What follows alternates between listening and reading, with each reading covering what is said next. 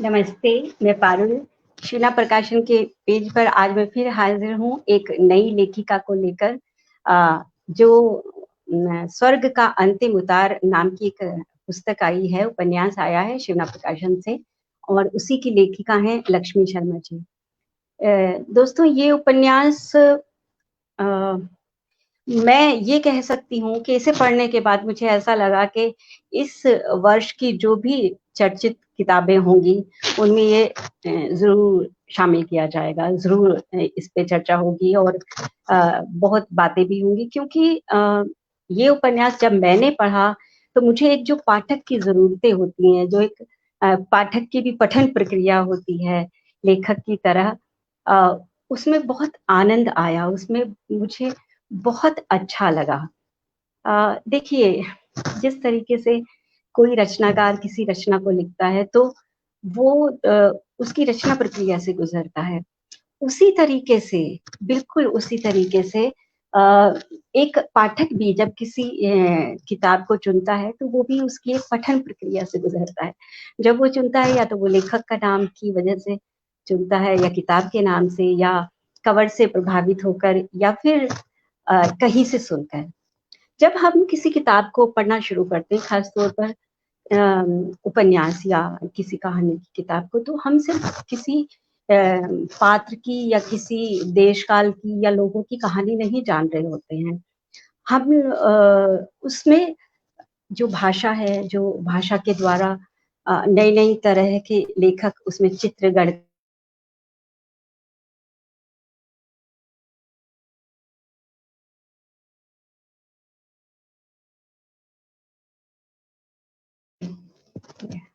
मैं शायद लाइव हूँ फिर से, मुझे बता दीजिएगा, मैं लाइव दिख रही हूँ आप लोगों को। तो लाइट की थोड़ी समस्या हो गई थी, अभी ठीक है।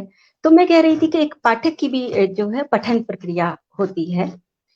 उसी के साथ जब वो कहानी को पढ़ता है या किसी उपन्यास को पढ़ता है, तो वो उसके पात्र से तो जुड़ता ही है, उन चीजों से, उन घटनाओं से, और उस वातावरण से भी जुड़ता है। जैसे कहीं अगर प्रकृति का कोई वर्णन लेखक ने किया है, तो उसमें जो अद्भुत तरह का, जो अलग तरीके का प्रकृति का वर्णन अगर लेखक कर रहा है, तो पाठक उससे अपने आप को जुड़ा हुआ महसूस करता है। कई बार वो आश्चर्यचकित भी होता है, कई बार मुस्कुराता भी है कि लेखक उसे किस नजरिए से देखता है।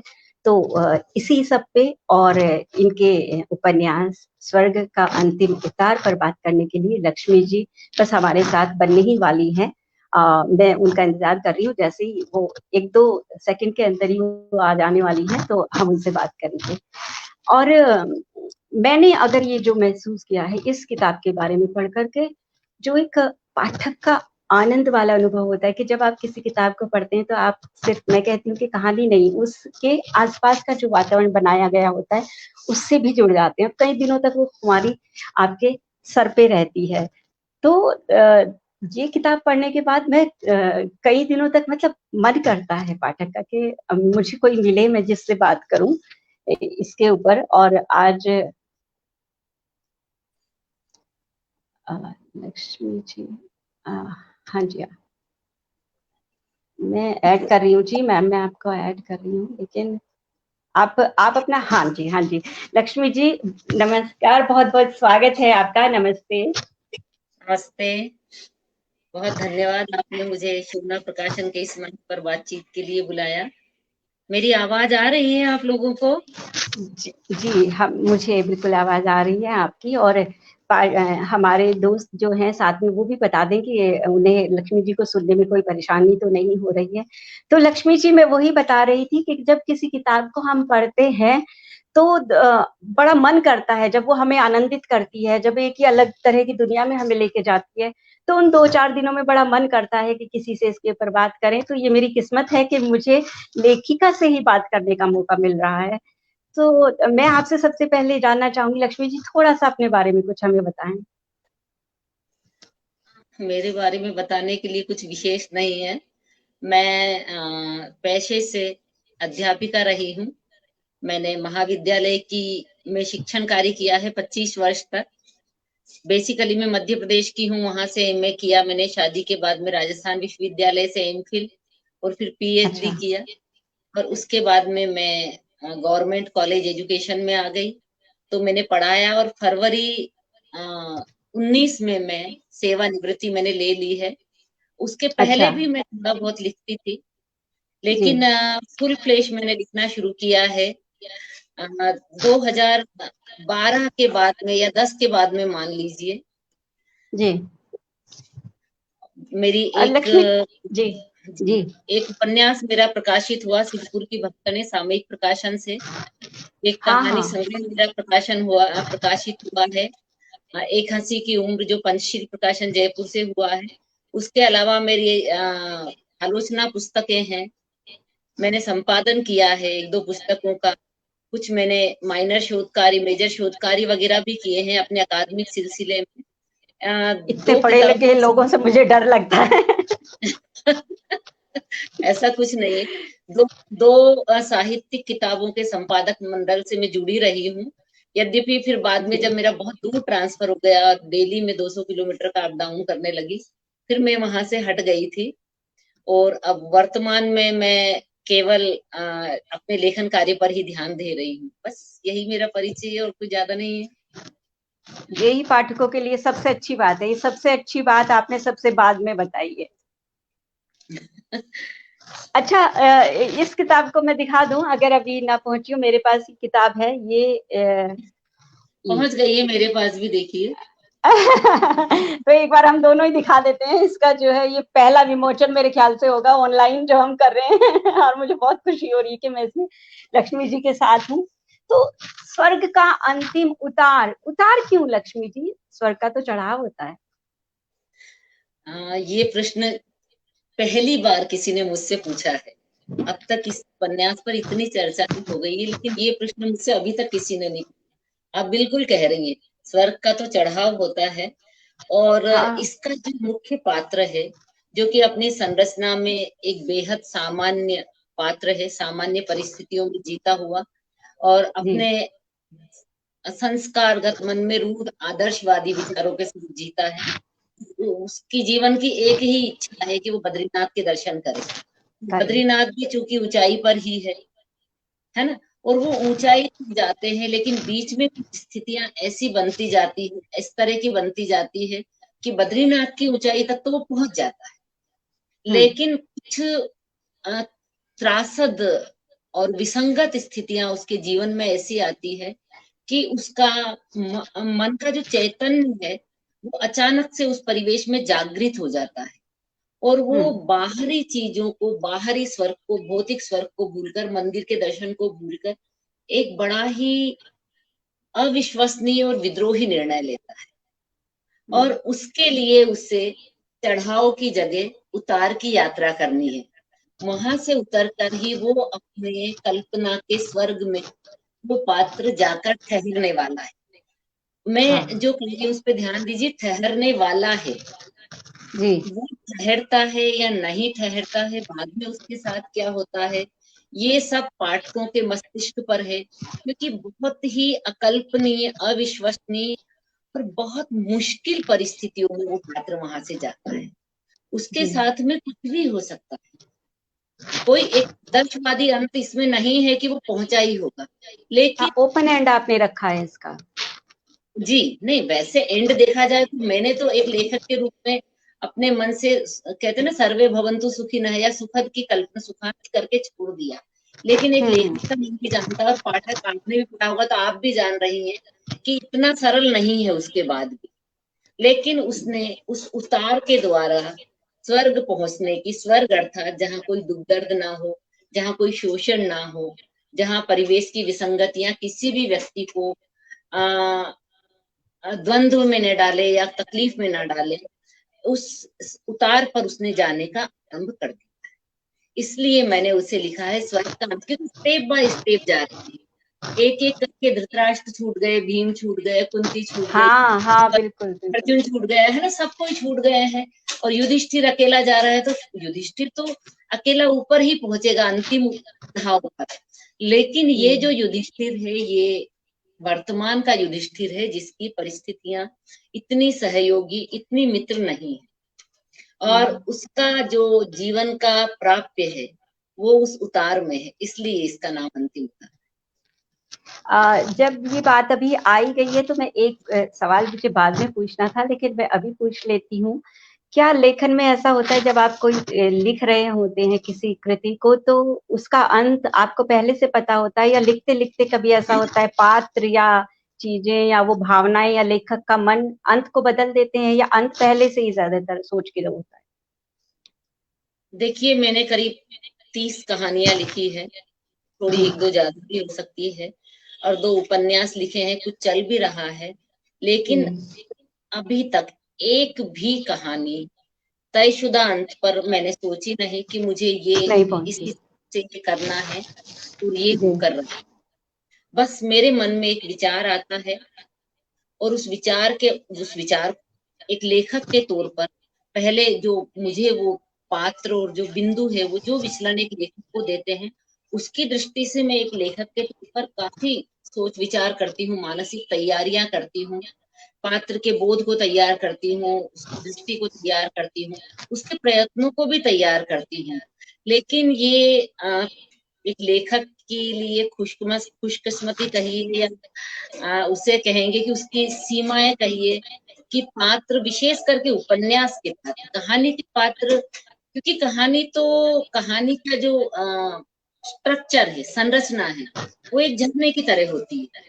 वो ऊपर हाँ से गिरता है, नीचे कुंड में आ जाता है, जी। उसको आप फिर भी रेगुलेट कर सकते हैं। लेकिन उपन्यास तो नदी की तरह बहता है, वो यहाँ मुड़ता है, वहां रुकता है, वहां उस नदी को लेता है, वहां नाले को देता है, कहीं पर स्वयं भी किसी बड़ी नदी में मिल जाता है और स्वर्ग में जाता है।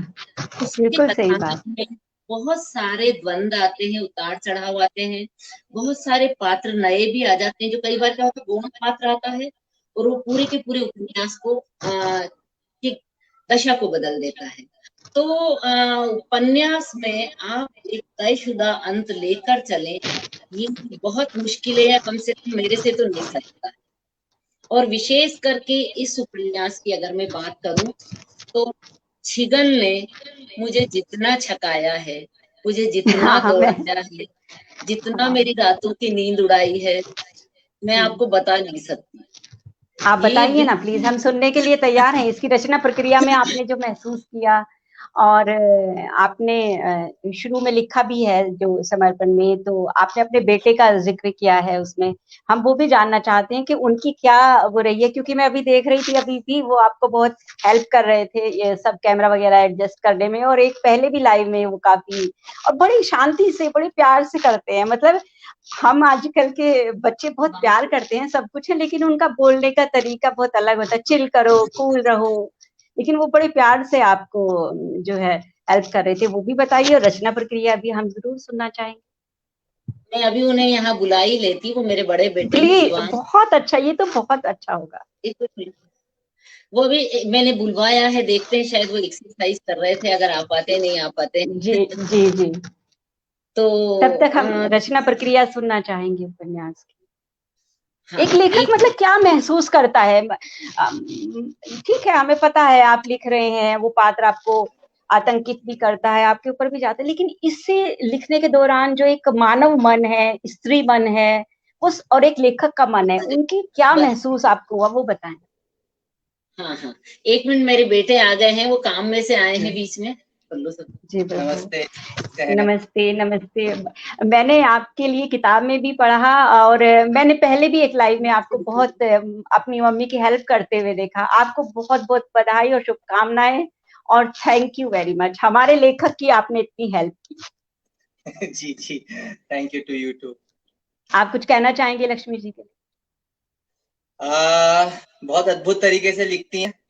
जब मैं इनका पढ़ता हूँ तो जो वो लेखक है love in the time of cholera वाले, मेरे को हमेशा उन्हीं की स्मृति याद आती है। अच्छा। जी, गैब्रियल गार्सिया मार्क्वेज की याद आती है, और जिस तरीके से ये कैरेक्टर को ग्रो करती हैं, उसके अराउंड एक सीन बनाती हैं, वो बहुत बहुत अद्भुत है। और मैंने बस इनका गाइडेंस ज्योग्राफी में किया था, बाकी पूरी कलाकृति और जो क्रिएटिविटी है वो मम्मा की ही है। So hats off for this novel. अच्छा लगता है, मम्मा लिखती है, और इस तरह इतना डीपली मैं पहले पहला एक बच्चा किसी लेखक का देख रही हूँ जो इतना डीपली जाके उन चीजों पे बात कर रहा है, सच जी में। जी, नहीं बहुत अच्छा लगता है, और मैं कोशिश करता हूँ कि 1% भी इनके जैसा लिखना सीख जाए, क्रिएटिव हो जाऊं, तो that would be a big achievement. तो और अरे बचपन से ही पढ़ने लिखने में काफी इंटरेस्ट रहा है, जो मम्मा ने ही ये अच्छी हैबिट डेवलप कराई। हिंदी में थोड़ी सी मैं बोलूंगा कि इतनी पकड़ नहीं है, हाथ पर तंग मम्मी है। के सारे नॉवेल पढ़ता हूँ, और बहुत मदद भी करते हैं। और जहां तक पॉसिबल होता है दूसरे भी हिंदी के लेखक की मतलब नॉवेल्स और कविताएं पढ़ने की कोशिश रहती है, पर ज्यादा फोकस इंग्लिश में ही है। पर हैबिट जो अच्छी आदत जो डाली है पढ़ने की, उसकी मम्मा को ही जाता है। बहुत धन्यवाद आपका। और अगली बार हम जब भी कहीं भी इस उपन्यास के लिए किसी कार्यक्रम में या कहीं भी जाएंगे, तो हम चाहेंगे आप जरूर आएं लक्ष्मी जी के साथ में, हम मिलना चाहेंगे। जरूर जरूर, बेशक। धन्यवाद। नमस्ते। हाँ, लक्ष्मी जी, बहुत अच्छा लगा ये देख के। घर में ही आपको तो मतलब कुछ बात हो तो आप तो सीधा कह सकती हैं, देखो जरा ये लिखा है, कैसा लगा है। जी बिल्कुल, ईश्वर का शुक्र है कि मेरे परिवार में मुझे सबका सहयोग है, और विशेष करके शिवांग का बहुत अधिक सहयोग है। हालांकि ये दुबई रहते हैं, अभी लॉकडाउन के चक्कर में यहाँ है, लेकिन जैसा कि मैंने लिखा, मैं लगातार, उस समय मैं परेशान भी चल रही थी, मैं लगातार इन्हें फोन कर करके या व्हाट्सएप पे कहती थी, शिवांग मैं ये भूल गई, शिवांग जरा वो बताओ वो कहाँ है, हाँ, वो कितनी दूरी हाँ, पड़ेगी ऊपर, और मैं बीमार चल रही थी, तो मैं चिड़चिड़ा जाती थी, बहुत हाँ, चिड़चिड़ा जाती थी, अवसाद में थी मैं। और इन्होंने हाँ, बिल्कुल बिना किसी परेशानी के, बिना चेहरे पे शिकन लाए, ये हमेशा मेरी मदद करते थे, और सबसे पहले मेरा नावल पढ़ते हैं, हर चीज के लिए। अभी भी ये लाइव की तैयारी यही करके गए हैं। मेरे छोटे पुत्र हम्म, को, वो बिल्कुल नई जनरेशन के, उन्हें कोई इंटरेस्ट नहीं है, हालांकि मदद वगैरह वो भी करते हैं, पर साहित्य में उन्हें कोई इंटरेस्ट नहीं है। तो हम रचना आ, प्रक्रिया की बात कर रहे थे। जी जी बिल्कुल। तो रचना प्रक्रिया में सबसे पहले ये होता है कि लेखक, ये एक विचार उसके मन में आता है, कोई, क्योंकि अगर ये कोई भी लेखक, मेरे ख्याल से कोई भी लेखक ये सोच के नहीं बैठता है कि मुझे एक महान रचना लिखनी है, या मैं एक महान उपन्यास लिख ही दूंगा मैं 4 दिन में, या कविता लिख दूंगा, या कहानी लिख दूंगा। हम्म, जैसे मैं शिक्षा की लाइन में रही हूँ, तो अगर मुझे एक आर्टिकल लिखना है, रिसर्च पेपर लिखना है, कोई मेजर प्रोजेक्ट करना है, माइनर प्रोजेक्ट करना है, या पीएचडी एमफिल के थीसिस करना है, तो वो कष्ट पाके, दुख पाके 20 किताबें पढ़ के मैं कर दूंगी। लेकिन अगर मुझे एक कहानी लिखनी है, तो वो एक लेखक के वश में नहीं रहती है, बशर्ते कि वो सच में कहानी लिख रहा है। लेकिन हाँ, एक विचार आता है, अचानक से एक विचार आता है, वो उसके मन में चलता है, फूटता है, और लेखक अपने समस्त जो उसका अध्ययन है, उसके प्रभाव है, वो सब अनकॉन्शियसली उसके लेखन में आते हैं। तो उसके साथ में वो सोचता है क्या करूं, कैसे ट्रीटमेंट करूं, कैसा बनाऊं, क्या करूं। लेकिन और इन सब के सहारे एक ड्राफ्ट तैयार होता है, मोटा मोटा वो रूपरेखा जिसे कहते हैं, वो तैयार होती है। और उसके पश्चात जब लेखक लिखता है, तो कोशिश करता है कि उन सब, उस रूपरेखा का पालन करे। लेकिन अधिकांशतः मैं कहती हूँ कि वो बहुत ज्यादा काम नहीं करता है, और इस उपन्यास में तो बिल्कुल भी काम नहीं किया। मैं मेरे मन में एक विचार आया अचानक, घर में ही बातें हो रही थी कि जी, तीर्थ यात्रा जाने का मूड, तैयारी है सब कुछ, तो मेरे फिर मन में आया कि मैं तीर्थ यात्री पे एक कहानी लिखूंगी। मैंने शुरू भी कर दी, अच्छा, और हाँ, मेरी रचना प्रक्रिया ये थी कि 20 पन्ने, 18-20 पन्ने तक मैं उसे समझ दूंगी। हाँ, लेकिन विश्वास तो ये वो के चलते वो ज्यादा हो नहीं पाया। 10 पन्ने मैंने लिखे, और पता नहीं क्या सा बन रहा था, क्योंकि वो पात्र मेरे काबू में नहीं आ रहा था। उसके बाद में फिर हम चले गए, वहां पर मैंने जो प्रकृति देखी, जो भव्य प्रकृति, जो भयावनी प्रकृति मैंने, और भव्य, मैं हमेशा ये कहती हूँ कि मृत्यु को देखकर मृत्यु से विजय पाने की अगर आपकी कामना है, तो आप एक बार गंगोत्री, जमुनोत्री, बद्रीनाथ के दर्शन करने जरूर जाइए। आप बिल्कुल सही इतना कह भय, रही हैं, बिल्कुल। इतना भय लगता है वहां कि आप भय से मुक्त हो जाते हैं। हाँ, और उसके बाद तो जिंदगी बहुत खूबसूरत हो जाती है जब मौत का भय खत्म हो तो। वो प्रकृति बहुत खूबसूरत है, इतनी खूबसूरत है कि उसकी भयावहता खत्म हो जाती है। वो शिव का साक्षात रूप है, जो डराता भी है और जो विश्वास भी देता है। तो वहां पर मैंने सिर्फ यही नहीं देखा, और हम, मेरे साथ हमारे दामाद जी भी गए थे, हम परिवार पूरा गए थे। तो हमारे दामाद जी ने वैसे ही हंसते हंसते मुझसे, हमारे गाड़ी में गए थे, गाड़ी में कहा, मौसी जी आप हमेशा कितना लिखते हैं, इस बार आप इस पे ही लिखना। तो अच्छा। मैंने कहा हाँ ठीक है, इस बार आपकी मैं इच्छा पूरी करूंगी, मैं लिखूंगी, क्योंकि मेरे थोड़ा उसका शुरू भी कर रखा था। और वो वहां पर लेकिन यही चीजें नहीं थी, वहां पर मैंने भीषण गरीबी देखी, मैंने प्रकृति की, हम लोगों को वो बहुत सुंदर लगता है, लेकिन वहां प्रकृति से जूझते लोग देखे, प्रकृति के कारण गरीबी में जूझते लोग देखे, 1-2 रुपए के लिए गरीबी में तरसते हुए लोग देखे। आप देखिए कि जो बच्चा, वो जिसमें वहां जाने के लिए मैं पालकी में बैठी थी, मैं इस बात के लिए हमेशा खुद से भी शर्मिंदा रहूंगी कि मैं पालकी में बैठ के गई, लेकिन अपने स्वास्थ्य के कारण उससे पैदल नहीं चल सकी। तो वो बच्चा बात कर रहा था, वो हमेशा जय केदार बोल के पालकी उठाते थे, और वो मुस्लिम बच्चा था, एंड इकोनॉमिक्स में एमए, आप सोचिए इकोनॉमिक्स में एमए बच्चा है और वो पालकी ढो रहा है, और कहते हैं कि हम 2 महीने यहाँ काम करते, फिर आपके मैदानों में आ जाते हैं, मैदानों में जीते, वहां पर सिर्फ बहुत बुजुर्ग या बहुत बच्चे या स्त्री भी बसती है, कोई बसता ही नहीं है। तो ये चीज मेरे मस्तिष्क में एक एक करके एकत्रित होती गई, वहाँ की लोक संस्कृति, वहाँ का पहनावा, वहाँ के लोगों के बोलने का तरीका, वहाँ के लोगों की ईमानदारी, वहाँ के लोगों की कुछ मैंने देखी। हालांकि पहाड़ों का व्यक्ति बहुत भला होता है, बदमाश नहीं होता, स्थितियां बना देते कि वो बात अलग है। तो ये सारी चीज एक एक करके मेरी रचना प्रक्रिया में, वो कहते प्रस्थान बिंदु के रूप में आई। प्रस्थान बिंदु तो शिगन का हृदय जो परिवर्तन होना वो था, लेकिन उसके पहले मैंने काफी आरंभ किया था, और बस वो रचना प्रक्रिया, मैं कहूंगी कि रचना तो मैं कर रही थी, लेकिन मेरे भीतर शायद शिगन करवा रहा था, क्योंकि वो अंत तक वो स्वयं सुनिश्चित नहीं था, या ये कहे कि मेरे सबकॉन्शियस में मैं स्वयं सुनिश्चित नहीं थी कि वो जैसे वो क्या करेगा, कहाँ जाएगा, उसे मार डाला जाए क्योंकि स्थितियां बहुत खराब है, उसे डरा के वापस भेजा जाए, उसे पहाड़ से आखिर में तो बहुत जबरदस्त जो है डर था उसमें। जी जी, ये उसी के भीतर की आत्मशक्ति है, जिसे मालूम है कि अगले क्षण में मेरे साथ कुछ भी हो। ये कह रहे हैं आवाज थोड़ी कट रही है, तो आपका माइक वगैरह सब ठीक है? माइक तो मेरा ठीक ही है। तो थोड़ा और पास रहिए ना, आप इतना दूर मत जाइए, बस यहाँ रहिए। नमस्ते श्रीतोष जी। अच्छा लक्ष्मी जी, YouTube के साक्षात्कार में और लाइव होने में एक फायदा है कि हम अपने दोस्तों से, अपने पाठकों से सीधा जुड़ पा रहे हैं। तो मैं आपको, क्योंकि यहाँ आपके बहुत सारे पाठक हैं और आपसे मिलने वाले हैं, मैं उनके और आपके बीच से हट जाना चाहती हूँ, और मैं जो वो लिख रहे हैं वो आपको दिखा रही हूँ ताकि आप पढ़ सकें और जवाब दे सकें और वो आपसे बात करें। चश्मा भी लगा लिया है। जी जी जी। ये देखिए, एक के बाद एक जो कमेंट आए हैं मैं आपको दिखाती जा रही हूँ।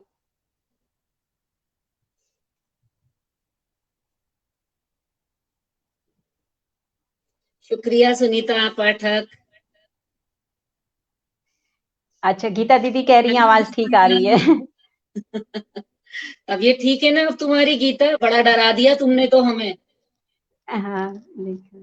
अरे दीदी थैंक यू बहुत दीदी। गजब का इंटरव्यू लेती है, सच बात कह रही हैं आप। नहीं नहीं नहीं, ऐसा कुछ नहीं, मैं दूसरा कमेंट लेती हूँ, दूसरा कमेंट। पंकज जी कह रहे हैं कि इतना सुंदर बात कही है कि भय लगता है कि आप भय से मुक्त हो जाते हैं। हाँ बिल्कुल सही बात है। विशेष करके गंगोत्री से जब हम बद्रीनाथ जा रहे थे, आप लोगों में से बहुत सारे लोग गए होंगे, वो रास्ता इतना खूबसूरत और इतना भयावह कि कल्पना भी आप करते थे, लगता है कि हम कैसे चले गए और कैसे आ गए। एक पत्थर जी, पहाड़ पे जितनी खूबसूरती है उतना ही वहां का जीवन बहुत कठिन है। विशेष करके गंगोत्री से बद्रीनाथ का बेहद भयावह और बेहद। लक्ष्मी जी, सभी बहुत पसंद कर रहे हैं कि आपका बेटा यहाँ पे आया और उन्होंने बात की। चिरंजीव के लिए आशीर्वाद भी कह रहे हैं और नमस्ते पंकज जी डॉक्टर भी कह रहे हैं। आ, पंकज भाई, बेटे और भाई शक्ति होते हैं।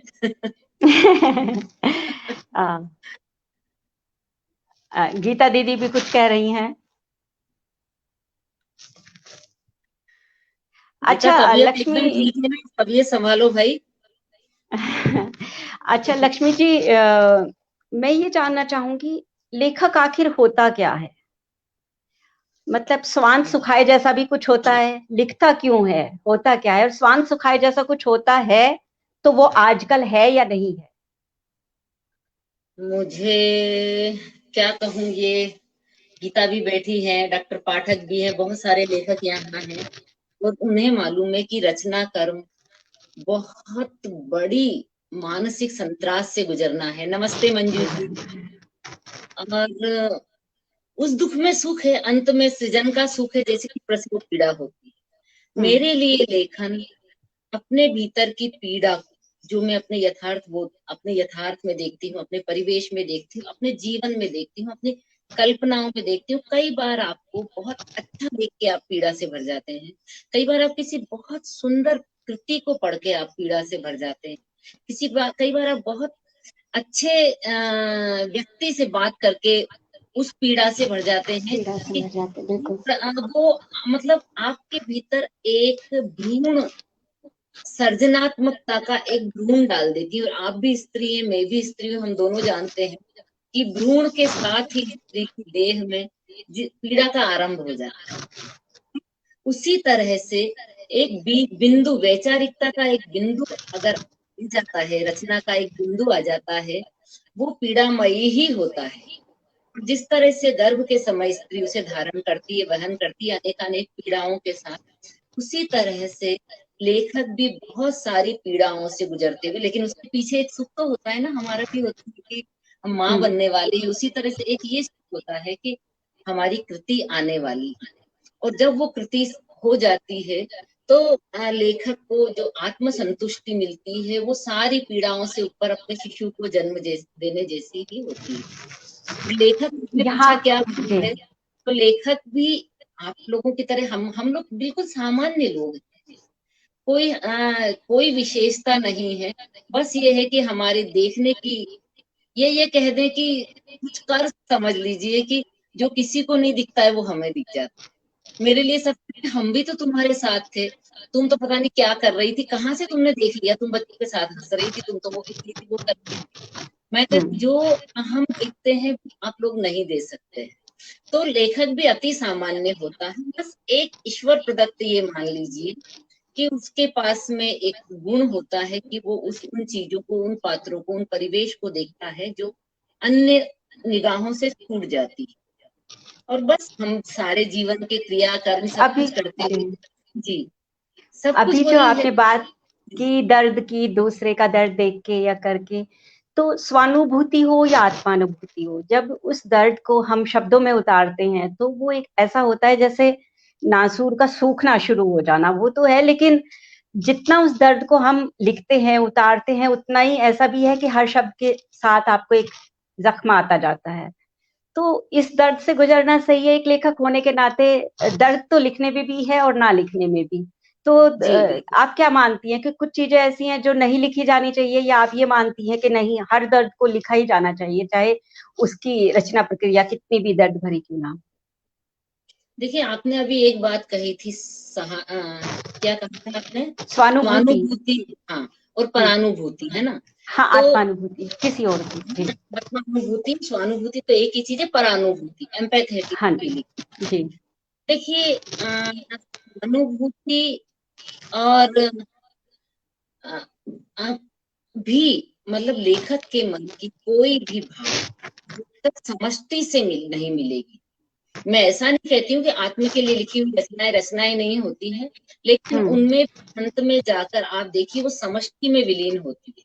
समष्टि के सुख में भी, चाहे आप कालिदास देख ले, चाहे अज्ञेय देख ले, चाहे निर्मल वर्मा देख ले, जहां लगेगा कि ओपन एंड है, वहां भी आप देख लीजिए तो अगर व्यक्ताणी है, सर्वाणी नहीं है, व्यक्ताणी है, तो भी वो व्यक्ति के सरोकार सर्व में जाके जब तक विलीन होकर लेखन में नहीं उतरेंगे तब तक बात नहीं बनेगी। और लेखन जब इस तरह से लिखता, लेखक जब इस तरह से अपनी रचनाएं लिखता है या अपना रचना कर्म करता है कि उसे लगता है उसने समाज के लिए या एक व्यक्ति के लिए भी या एक दिशा में भी, एक छोटे से बिंदु की दिशा में भी कुछ किया है, तो वो उसे जो उसकी स्व की पीड़ा है वो भूल जाए। और इस उपन्यास के जो पात्र हैं, अगर उनकी हम बात करें तो हमारे जो हैं दोस्त भी बता रहे हैं, जो देख रहे हैं, सुन रहे हैं, कि पूछ रहे हैं आपको छिगन कहाँ मिला? श्रीतोष जी, छिगन मुझे जैसे मैं अपनी कुछ रचनाओं के लिए कहती हूँ, मुझे वो वहां दिखी, या कुछ पात्र तो बिल्कुल व्यक्तिगत रूप से ही आए हैं। एक कहानी में मेरे बेटे हैं जो अभी आए थे, एक में मेरी दोस्त की बिटियां हैं सुनीता पालावत की, लेकिन इसका पात्र वैसे देखा जाए तो मुझे कहीं नहीं मिला। ये पूरी तरह से मेरी कल्पना से उपजा हुआ पात्र था।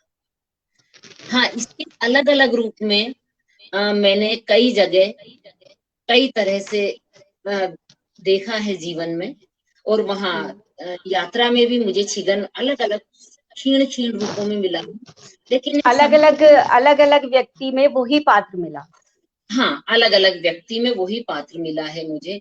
कहीं पालकी ढोते हुए, कहीं कुछ बेचते हुए, कहीं खाना बनाते हुए, कहीं वैसे ही हम लोगों से किनारे पे बात करते हुए, जैसे बता रहे थे हमें लोग बात कि यहाँ इतना दुख है, इतना दर्द है, ये है, वो है। और पंकज भाई, चंद्री भाभी के चरित्र की बात जो आप कह रहे हैं, चंद्री भाभी को ये वही बात है, ये नहीं कहूंगी, लेकिन उससे मैंने काफी हद तक मैं उसे जानती, एक रूप में, 2-3 रूप में, लेकिन उसे मैंने स्थूल रूप से देखा है। और मध्य प्रदेश के ही इंदौर के पास में एक कस्बा है, आपने नाम सुना हो, उमरिया, वहां की एक स्त्री के रूप में देखा है, और मोहल्ले की स्त्रियों के रूप में भी देखा है, इसी शोषण से, इसी पीड़ा से गुजरते हुए, इसी दुख दर्द से गुजरते हुए। ये जो स्त्री मैंने रची है, इससे भी कहीं ज्यादा खूबसूरत स्त्री, वो बिल्कुल इसी पीड़ा से गुजरी है, बस ये है वो मरी नहीं है, एक दूसरी स्त्री मर गई। तो चंद्री को मैंने बहुत स्थूल रूप में कह सकते हैं कि देखा है। ये भी आपने वहाँ इसके बारे में भी जानना चाहूंगी। औरत की आपने लिखा है कि भगवान नहीं समाज लिखता है। समाज लिखता है, वो भी मर्द की जूती की नोक से। देखिए, बिल्कुल बात तो सही है, बदलते परिस्थितियों में बहुत तो नहीं, काफी हद तक लड़कियों की, स्त्रियों की दशा सुधरी है, विशेष करके शहरी नागरी समाज की। लेकिन ग्रामीण समाज में अब भी काफी सीमा तक पुरुष समाज का ही वर्चस्व है, पुरुष समाज से ही वो संचालित होती हैं, पुरुष समाज ही उनके जीवन को नियंत्रित करता है।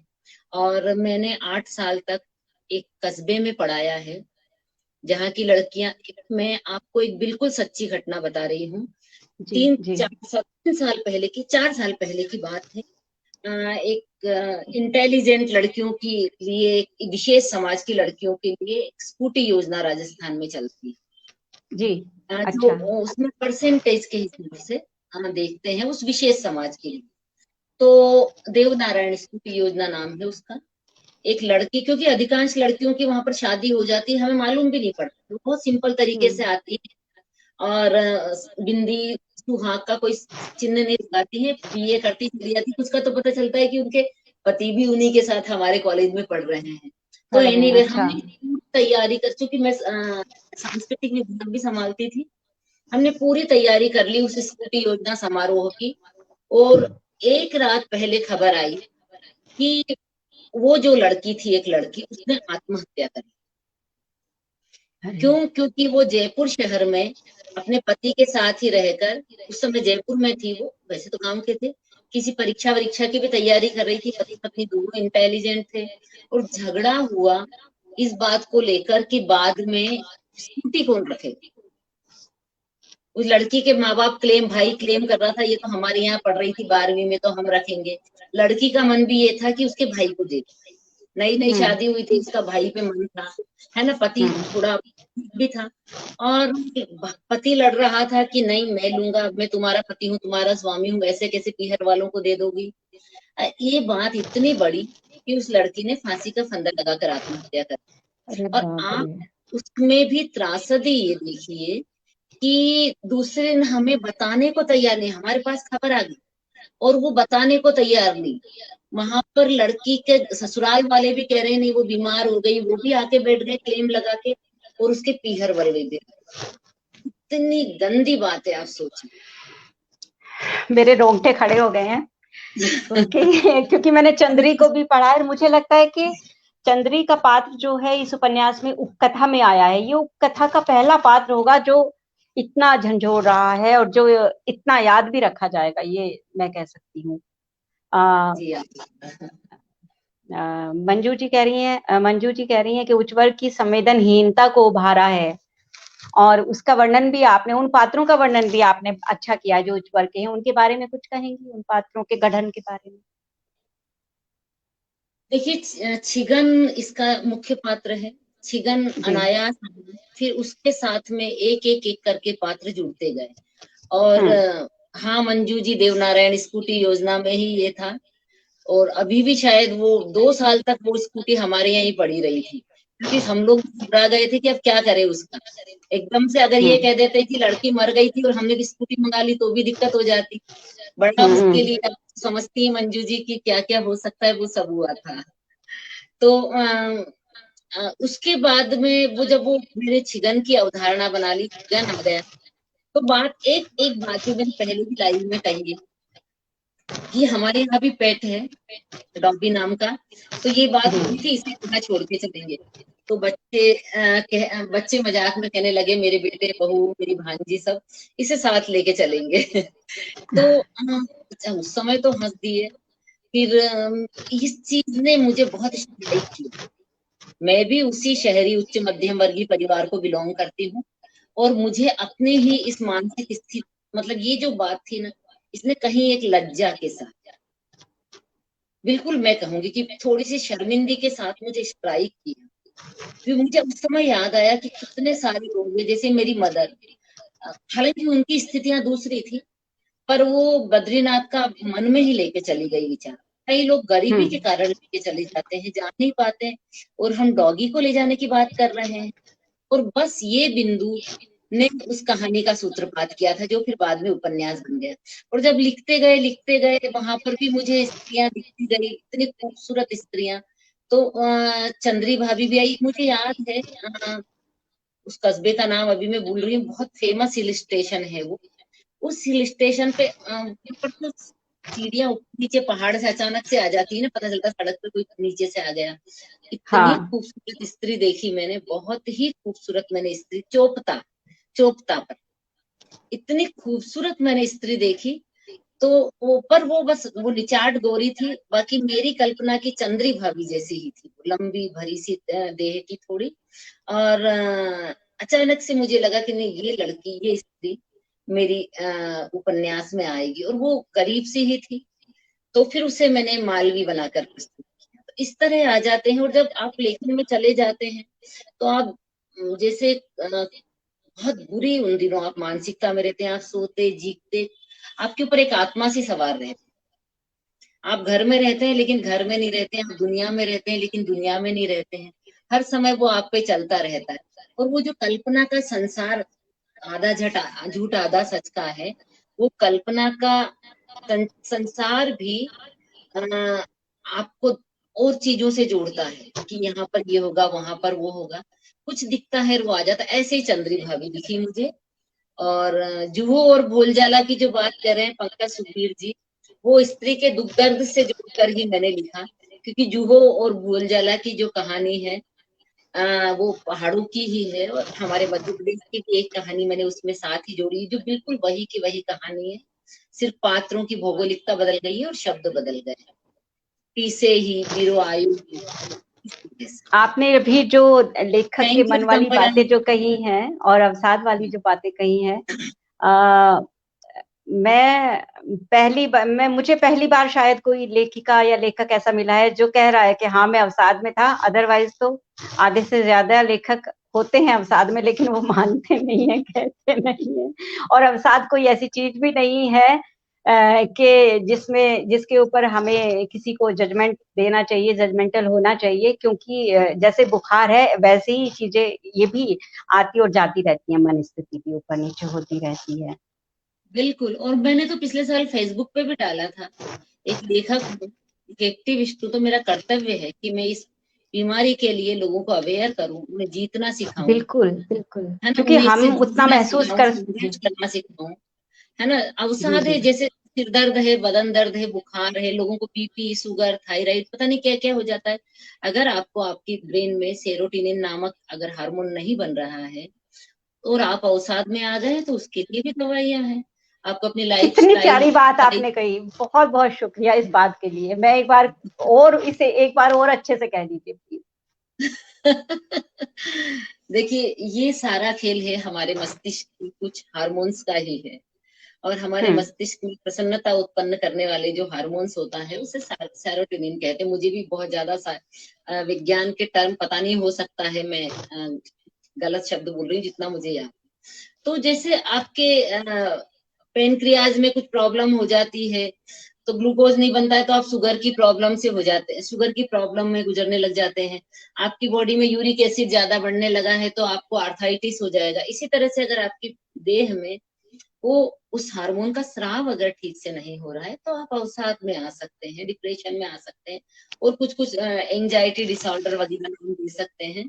तो आप उसको सामान्य बीमारियों की तरह लीजिए, डॉक्टर के यहाँ जाइए, उनका कहना मानिए, और हम्म एक्सरसाइज बहुत जरूरी है, एक्सरसाइज करिए, सकारात्मक रहिए। और लेकिन इसमें मैं एक बात जरूर कहूंगी कि आपके आसपास के मित्रों दोस्तों, वो बहुत जरूरी है कि वो उस समय आपके साथ रहें, वो आपको सहयोग किसी करें। उसमें किसी किसी दवा की मतलब सहायता लेना किसी बुरा दया, नहीं है, सहायता अगर मिले तो बुरा नहीं है। आप बताएंगे आप तो उस व्यक्ति को बहुत बुरा लगेगा। मैं अपने अनुभव से करीब ज्ञान देंगे तो बहुत बुरा लगेगा। एक सहज स्नेह और साथ की भावना होती है, वो बहुत काम करती है। और मुझे लगता है मित्रता के संबंधों के यही वो होते हैं कि ऐसे समय में आप उस व्यक्ति के साथ सिर्फ इस भाव से खड़े हो कि मैं हूं, बाकी हो जाता है। और पात्र के लेखकों बारे के में लिए भी तो पंकज जी कुछ कह रहे हैं, और पंकज जी कह रहे हैं कि कहानीकार को विज्ञान का ज्ञान होना बहुत आवश्यक है। हाँ, ये सही बात। आप क्या मानती हैं? नहीं पंकज भाई, मुझे ज्यादा नहीं है, ये तो बस मुझे ज्यादा और नहीं है। अभी हमारे पास समय बहुत कम रह गया है, और आपकी भाषा और जो है कहन पे और शब्द संरचना पे पूरी की पूरी बात यहाँ बचती है। तो हमारे जो है प्रोड्यूसर हमारे साथ हैं, संपादक हमारे साथ हैं, अगर 2-3 मिनट और ज्यादा मिले तो मैं भाषा के ऊपर बात करना चाहूंगी। तब तक मैं आपसे पूछ ही लेती हूँ लक्ष्मी जी के जो भाषा आपकी इसमें है, मतलब मुझे इस उपन्यास में कहानी तो है ही, छिगन का जो दर्द है वो तो है ही, जो मुझे सबसे ज्यादा मतलब मैंने आपको फोन भी किया था और मैंने बताया था कि इस टाइम मैं ऐसे आनंद में हूँ कि मुझे अपना होना, अपना घर में होना और आसपास का जो है सब कुछ बहुत अच्छा लग रहा है। और मुझे 8 महीने से लॉकडाउन में हम हैं, मन ऐसा करता है कि कहीं पौधे मिल जाएं तो उन्हें गले लगा लें। और आपने तो यमुनोत्री गंगोत्री के दर्शन करा दिए, आपने बूंदे जो है पत्तों से टपक रही हैं, टपकने के बाद 2 जगह वो जहां रुकती हैं और आखिर में जहां जाके गिर रही हैं, इसका क्या अद्भुत वर्णन किया है। क्या जबरदस्त भाषा आपकी है, और उसको भाषा में क्लिष्टता नहीं है, मुश्किल नहीं है। वो आपने एक भी शब्द ना तो कहीं ठूसा है और ना मुश्किल शब्दों का प्रयोग किया है। तो ये जो भाषा आपकी इतनी समृद्ध है, और ये शैली जो आपने उन चीजों को कहने की अपनाई है, कि मैंने जानबूझ के भी कई बार पीछे पीछे जाके और कई चीजों को पढ़ा है कि कहीं कुछ ऐसा लगे कि ये ठूसा गया है जबरदस्ती, कुछ भी नहीं। ये कैसे है? आप ये मत कहिएगा कि मैं हिंदी की प्राध्यापिका रही हूँ, हिंदी की टीचर रही हूँ, बहुत लोग होते हैं हिंदी के टीचर। ये देखिए भाषा आपके पास कहाँ से हिंदी आई और इसे ऐसे बरतना? हिंदी की चीजें कुछ भी, हिंदी के शिक्षक होने पे देखिए मुझे गर्व है। मुझे जी शिक्षक होने पे गर्व है, चाहे मैं प्राइमरी की होती तो भी। हिंदी की हूँ ये, और उच्च शिक्षा में रही, ये मुझे बचपन से एक सपना था और जिद थी कि मैं उच्च शिक्षा में हिंदी की प्रोफेसर बन के जाऊंगी, लेकिन लेखन के रूप में इसमें कोई काम नहीं करता है ना। इसमें दो बिल्कुल। चीजें काम इसमें दो चीजें काम करती है। एक, आपका परिवेश, किस परिवेश में आप बड़े होते हैं, किस हम्म। परिवेश को आप जीते हैं, देखते हैं, ग्रहण करते हैं, समझते हैं। और दूसरी चीज काम करती है आपके प्रभाव, अर्थात किन लेखकों से आपका अध्ययन कितना है, और उन अध्ययनों में किन लेखकों का आप पर बहुत प्रभाव रहा। तो पहली बात के रूप में कहूं तो मैं एक अति सामान्य जिनके पिताजी नहीं थे, मेरे पिताजी की जब मैं 3 साल की थी तब मृत्यु हुई, ऐसे अति सामान्य और बिल्कुल इंदौर जैसे, पंकज भाई तो बहुत अच्छी तरह से जानते हैं कि इंदौर का आज भी मिजाज कस्बाई ही है, और उस समय तो बहुत अधिक कस्बाई था। आज भी वहां के लोग, thank you Sudha ji, thank you. आज भी वहां के लोगों में स्नेह अपनत्व है ना।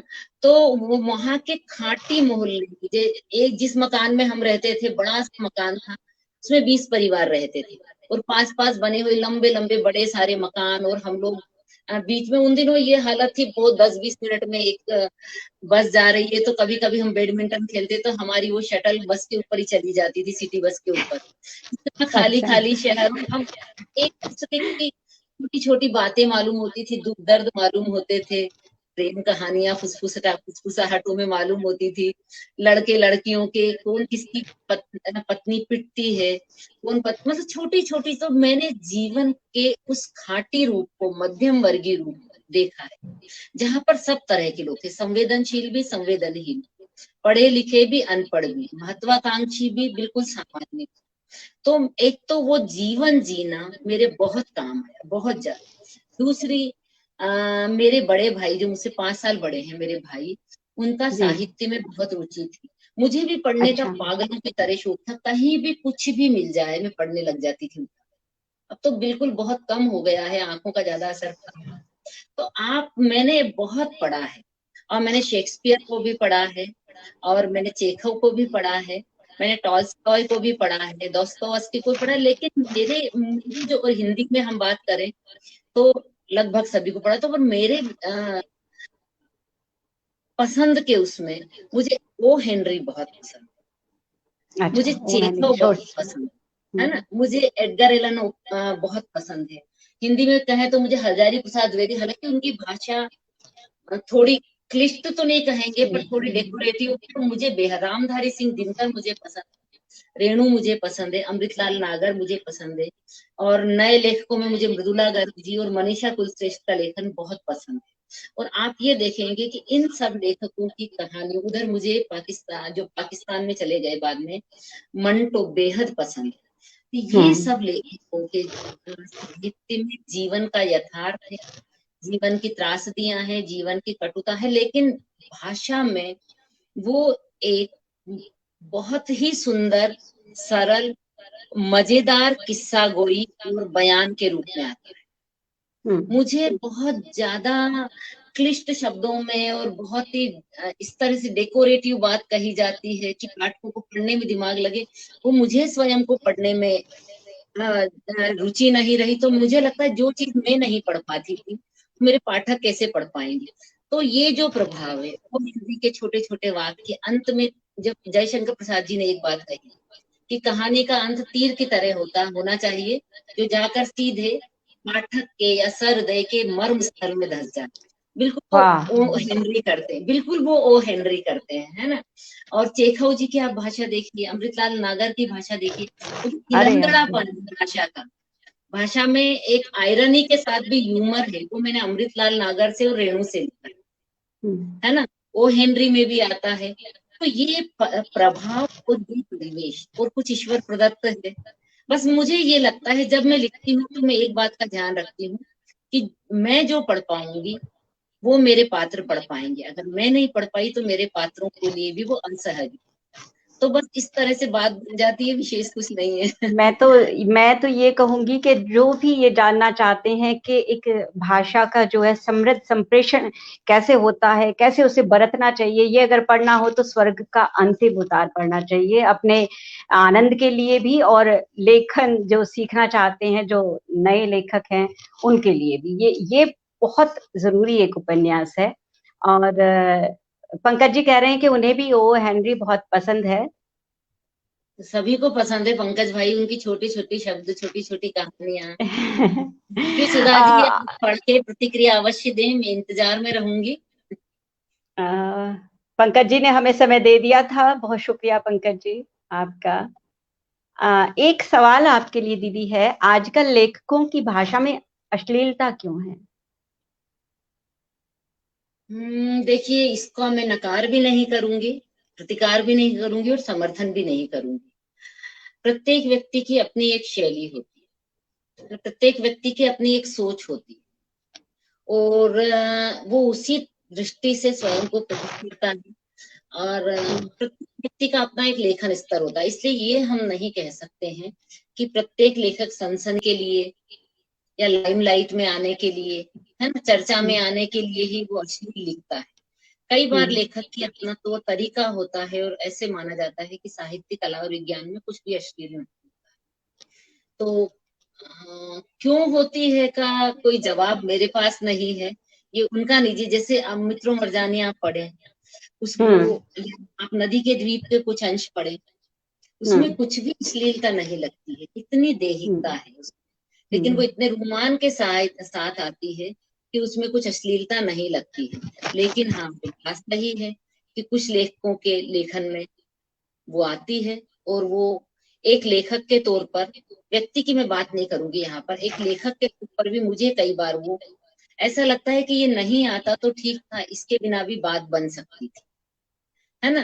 तो आपको लेकिन क्या लगता है कि जैसे देखिए, इस हाँ कहानी जी में, बताएं। इस उपन्यास में ही एक जगह अपनी मृत्यु के एक दिन पहले चंद्री भाभी ही मस्टरबेशन कर रही है ना, आपने अगर ध्यान दिया हो तो। जी मुझे बिल्कुल, जी मैंने पढ़ा है। वो बहुत जरूरी था, क्योंकि उसकी दैहिक जरूरतें, लेकिन उसकी मानसिक मर्यादा है कि वो किसी अन्य पुरुष के साथ में यौन संसर्ग नहीं करना चाहती है, तो वो मस्टरबेट कर रही है। लेकिन मैंने प्रयास किया है कि उस बात को जहां तक हो सके प्रतीकात्मकता में दूं। बहुत कलात्मक तरीके से आपने वो लिखा है, वो दृश्य बहुत कलात्मक दृश्य है वो। आपके इस उपन्यास के जो 4 या 5 हैं, तो उनमें से एक वो दृश्य है कलात्मक। जी, तो लेकिन अगर अन्य कोई लेखक उसे दूसरी तरह से या ज्यादा खुलेपन से लिखता है, तो हम जजमेंटल होने वाले कोई नहीं होते हैं। प्रत्येक लेखक की अपनी पसंद है, सीमा है, उनके पाठक भी हैं, और पाठक तय करते हैं कि किस लेखक को वो कहाँ तक ले जाएंगे। शुक्रिया पंकज भाई। हालांकि मुझे उसमें भी शर्मिंदगी हुई थी, और जैसे सिद्धपुर की भक्तन है, आप लोगों ने पढ़ा हो तो उसमें वो जो मामी है, भजनी मामी, उसके बलात्कार मैंने का ये दृश्य, पुस्तक अभी पढ़ी नहीं है, लेकिन मैं जरूर पढ़ना चाहूंगी। उसमें बलात्कार के दृश्य को भी मैंने लिखा है, लेकिन उसमें मुझे शर्म की जगह पूरे टाइम रोना आता रहा कि मुझे क्यों लिखना पड़ा, क्योंकि वो भी सच, वो बिल्कुल सत्य घटना थी। तो अश्लील क्यों होता है का तो जवाब तो मेरे पास नहीं है। तो क्या मतलब आप ये मानती हैं कि लिटरेचर जो लेखन जो है वो साहित्यिक और असाहित्यिक दोनों होता है? क्या कुछ ऐसा है, या लेखन लेखन होता है, या लेखन साहित्यिक और असाहित्यिक होता है? नहीं, साहित्येतर भी होता है लेखन, और साहित्यिक भी होता है। जो भी हम ये रेलवे स्टॉल की बुक्स पढ़ते हैं, जब बहुत सारे लेखक हैं, उनमें से भी देखिए बहुत सारा अच्छा भी लिखते हैं, लेकिन जिसे हम लुगदी साहित्य कहते हैं, उसे आप साहित्य में नहीं ले सकते, चाहे उसमें कितनी भी आदर्श की बात हो। लेकिन वो उसमें और साहित्य में, जो अगर मैं एक शब्द में अंतर बताऊं तो वो बहुत स्थूल होता है। वो जीवन की, पात्रों की, परिवेश की, विचारों की बारीकियों को नहीं पकड़ता है, उन बारीकियों को संवेदनशीलता के साथ पकड़कर एक पात्र और कथागत शैली में रचना करना ही साहित्यिक कृति बनाता है। पंकज भाई की अभी मैंने पिछले दिनों एक किताब की समीक्षा भी की थी, और उसमें देखिए, उसमें इतने सारे राजनीतिक चीजें हैं, बहुत सारे राजनीतिक नेता हैं, उनके विचार हैं, लेकिन वो इतनी खूबसूरती से गूंथी गई है, उस पात्र को इतनी खूबसूरती से गूंथा गया है कि अगर वो ही इस उपन्यास को, पंकज भाई का जो उपन्यास है, उस उपन्यास को, मेरी एक तो स्मरण शक्ति इतनी खराब है, मैं नाम ही भूल गई तो कोई बात नहीं। पंकज जी का जो अभी वाला ना, अभी याद आ जाएगा बस, है ना, जिन्हें जुर्मे इश्क पे नाज था, जिन्हें जुर्म इश्क पे नाज, है ना। तो इतना तो सुंदर वो है, लेकिन भूल जाते हैं। तो उसमें उस पात्र की त्रासदी कि किस तरह से वो भी खड़ा होता है और जूझता है, और अलग अलग समय में बहुत सारे राजनेता और राजनेताओं के विचार वगैरह आते हैं, उन्हें इतनी सूक्ष्मता और कलात्मकता से नहीं गूंथा जाता। वो एक बहुत स्थूल उपन्यास बन जाना था, या तो बहुत आदर्शात्मक पोथा बन जाता, आदर्शवादी पोथा बन जाता, और राजनीति और राजनेताओं के आदर्शों को बताने वाला ये बहुत स्थूल उपन्यास बन जाता, लाइक रंग दे बसंती थी, है ना। लेकिन वो बहुत सूक्ष्मता और कलात्मकता से उसको बुना है, तो वो साहित्यिक और बहुत सुंदर साहित्यिक कृति बन गया, ये बात। आखिर के 4 मिनट हमारे पास बचे हैं लक्ष्मी जी, और मैं ये जो माफी चाहती हूँ, जो मैंने इतना बोझिल सा वातावरण बना दिया है, मैं इसे थोड़ा सा हल्का करना चाहती हूँ। आप अपने बारे में कुछ बताइए, क्या करते हैं खाली समय में और क्या पसंद करते हैं? घूमना, खाना, कुकिंग, क्या पसंद नहीं है? क्या लाइफ को कैसे देखती हैं? चुलबुलेपन से ठीक है जैसी आ रही है, क्या कैसा लगता है? बेसिकली मैं एक खुश मिजाज और बहुत ज्यादा पारिवारिक स्त्री हूँ। मुझे नापसंद की बात बताऊं तो मुझे टीवी देखना और पड़ोसियों से गप्पे लगाना, फालतू की गॉसिपिंग करना, रिश्तेदारों के यहाँ जाना बिल्कुल पसंद नहीं। अपने परिवार में मैं खूब बातें करती हूँ, खूब मस्ती करती हूँ, या मेरे जो गिने चुने मित्र हैं, टिप्स पे गिनने लायक, उनसे मैं बातें करती हूँ, फोन पे बातें करती हूँ, और अपने परिवार से। और अभी तो लॉकडाउन के चक्कर में पोती भी मेरी यही है, तो जिंदगी रंगीन है।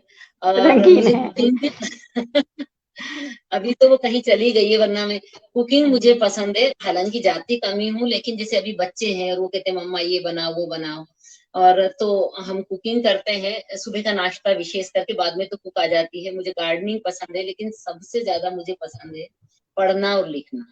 हालांकि इस फेक बुक ने जिंदगी खराब कर रखी है, सब निकम्मे हो गए हैं। लेट मी कन्फेस, ये सही है, आप भी मानती हैं इस, हालांकि बिल्कुल फेसबुक बिल्कुल। चीजें मुझे तो सीखते भी। इंस्टाग्राम ने भी बर्बाद किया है, मुझे मोहम्मद रफी ने भी बर्बाद किया है, मैं क्या करूं? मोहम्मद रफी बर्बाद नहीं करते, मोहम्मद रफी आबाद, संगीत आपको क्या बर्बाद नहीं पसंद है, करते। मोहम्मद रफी या किशोर कुमार? मोहम्मद रफी, मन्ना डे, पर मेरी पसंद थोड़ी अलग है। मुझे फिल्मी गीतों से ज्यादा सुगम संगीत पसंद है, गजलें पसंद है। सुनाइए, सुनाइए। नहीं, ना ना, मैं आप लोगों की मृत्यु का पाप नहीं लेना चाहती, बिल्कुल नहीं। नहीं, हम आज क्या, जब भी एक कभी आत्महत्या की करना कहानी चाहते हैं। ना, ना, ना, बिल्कुल नहीं। आप कहेंगी मैं एक कहानी लिख के भेज दूंगी आपके लिए, गाने का तो आप बोलिए ही मत। अरे पंकज जी भी कह रहे हैं आप सुनाएं कुछ। नहीं पंकज भाई, मैं नहीं, बिल्कुल कभी जीवन में एक लाइन नहीं गाई, मैं गाती ही नहीं। मालवी गीत सुनाइए कोई, कह रहे हैं देखिए पंकज जी। नहीं, मुझे सच में गाने का मुझे मत बोलिए, बहुत बुरी हालत है मेरी, गाना मैं नहीं अच्छा गा अच्छा, ठीक है। सकती। नहीं नहीं, मैं आपको बिल्कुल नाराज नहीं करना चाहती हूँ, और मुझे बहुत अच्छा लगा आज आपसे बात करके। पोती की आपने बात बताई, उसका नाम बताएंगी? मैंने उसका फोटो देखा है आपकी व्हाट्सएप डीपी में। हाँ, पोती का नाम वैसे तो पूरा फेसबुक जानता है। उसका नाम मैंने लाला रखा है यहाँ पे, और पूरा फेसबुक उसे लाला के नाम से जानता है। तो ये मेरी क्या नाम सच बोली है कि थी, ब्याज जो है वो सूद से प्यारा होता है? लेकिन उसका नाम वरेण्या है, वो भी मैंने अच्छा, ही रखा वरेण्य, है। उसका वरेण्य, नाम वेरी गुड। वरेण्या है। जी। देखिए, सब लोग ये कहते हैं, पर पता नहीं मुझे, शायद मैं पहली होंगी जो ये कह रही होंगी। मुझे मेरा बेटे भी इतने ही प्यारे हैं जितनी मेरी पोती प्यारी है, मुझे मेरी बहू भी इतनी प्यारी है जितने मेरे बच्चे प्यारे हैं। मुझे तो सब उतने ही अच्छे लगते हैं। मुझे पता नहीं क्यों लोग ये कहते हैं कि सूद से ज्यादा ब्याज प्यारा, तो वो छोटा बच्चा है, उसे बहुत प्यार करते हैं। एक बात ये होती है कि भाई अब मैं फ्री हूँ, मैं उसे लेके बैठ गई तो काफी देर तक बैठी थी, बच्चों को हम इतना समय नहीं दे पाते, बस ये वाली बात है। कैलाश जी कुछ लिख रहे हैं, होना अतिथि कैलाश और स्वर्ग का आखिरी उतार दोनों की लेखिकाएं राजस्थान से हैं और समूचे हिमालय की यात्रा करवा दी। जी बिल्कुल। शुक्रिया कमलेश कुमार दीवान जी। और ये हमारे तकनीकी सहायक हैं आज के कार्यक्रम के लिए, और हम जुड़े रहे अपने जो है पाठकों से और आपसे, इसके लिए धन्यवाद ब्रजवीर सिंह जी का भी, इन्होंने बहुत सहायता की आज के नेटवर्क में। लक्ष्मी दी को बता दूं मेरे पतिदेव हैं। अच्छा, तो बहुत धन्यवाद। तो लक्ष्मी जी बहुत सारी बातें अभी तो मुझे ऐसा लग रहा है जैसे बातें मेरे मतलब वाली बातें तो जैसे अभी शुरू हुई हैं, लेकिन समय की क्योंकि बाध्यता है और अब हमें जाना होगा। मैं चाहती हूँ मुझे जल्दी फिर आपसे बातें करने का मौका मिले और मैं ढेर सारी और बातें आपसे पूछूं, जब आप पहाड़ पे गई थी, और अभी तो बहुत बात करनी थी मुझे। जी मुझे भी बहुत अच्छा लगा। मैं पहले भी आपको कहा था आपके वो से कि आप बहुत अच्छी एंकर हैं और इसे बनाए रखें। आपके साथ बात करके मुझे बहुत आनंद आया। धन्यवाद। नहीं, मुझे बहुत अच्छा लगा और आपका बहुत बहुत धन्यवाद। सच में आपने इतना टाइम निकाला, और बेटे के लिए भी मेरा प्यार और गुड़िया के लिए भी मेरा बहुत सारा प्यार, और बहुत अच्छा लगा आज आपके बेटे भी यहाँ पे आए, और इस उपन्यास के लिए और आगे के सृजन के लिए आपको बहुत बहुत शुभकामनाएं। नमस्ते। हम फिर मिलेंगे अगले शनिवार को एक नए लेखक के साथ। तब तक के लिए विदा लेती हूँ। नमस्ते। मैं पारू।